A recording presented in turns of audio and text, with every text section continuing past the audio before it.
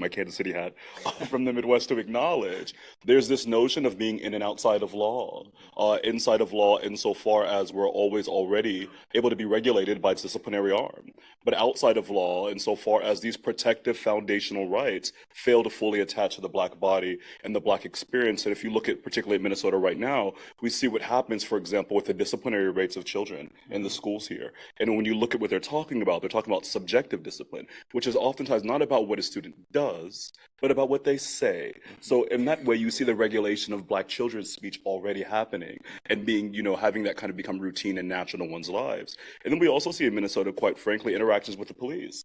And we rarely talk about police encounters as speech encounters.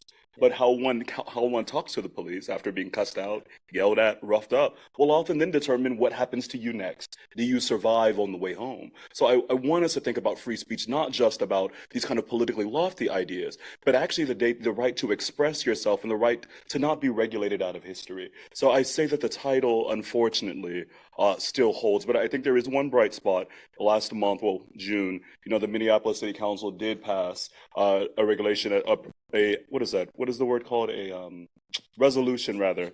Regulation and resolution, right? Different. That affirms that trans people and those that engage in drag, right, are actually doing an art form and existing and doing particular types of public speech. So I did see that as a bright spot. But I think there's a lot of areas where we're still struggling, quite frankly.